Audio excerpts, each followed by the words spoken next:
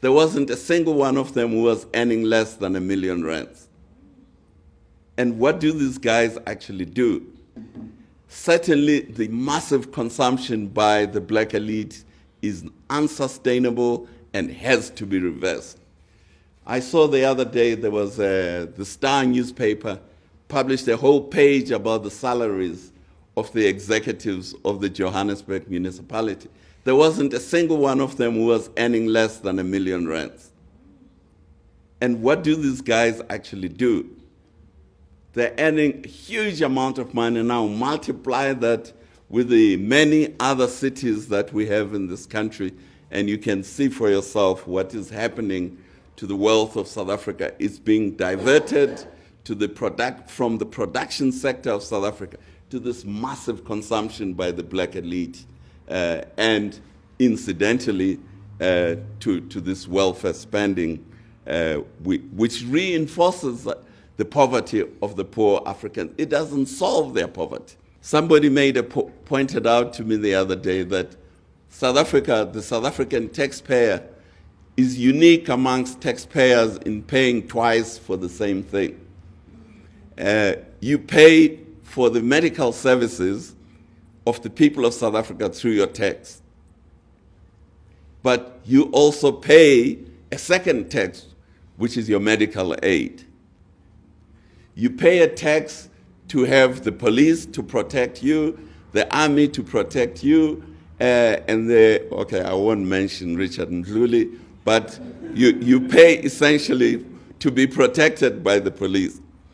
But on top of that, you pay another tax to the private security companies to protect you. And you can go down the list on education and so on and so forth. So South Africa, precisely because of the characteristics of our dominant elite, you have this massive taxation of our society. And I will come and mention, I will say what the consequences for the development of our economy of this massive tax burden that the taxpayer in South Africa sits with.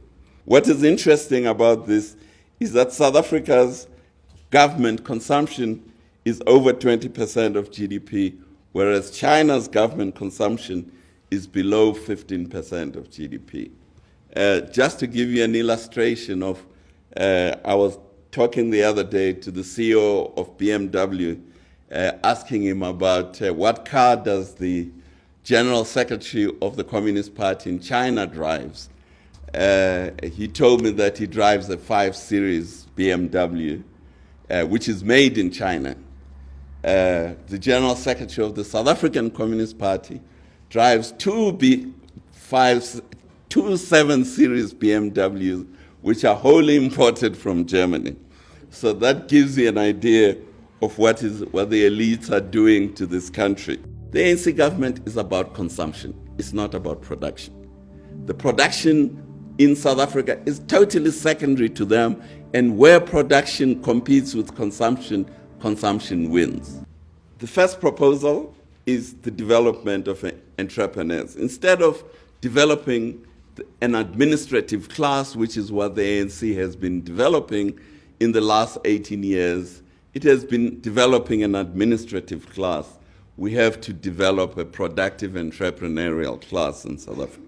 Without that, we're going nowhere. An entrepreneurial class obviously has to have the science, maths, engineering, and management education. Without that, you cannot be really an entrepreneur in the modern economy of today. But a third point, which I'm making, is that we need a new politics in South Africa, a new, more inclusive politics, not a politics just dominated by the black elite and the black poor, but we need a politics that is more inclusive, that will include formal sector workers like my friends in COSATU, that will include the owners of the productive assets of South Africa, the capitalists, as you Because without including these two critical components of our production system, which is the formal sector workers, most of whom belong to unions, and the capitalists who control our assets, as long as they are out of the political loop and the decision-making system, political system of South Africa, we will never have economic growth that is meaningful.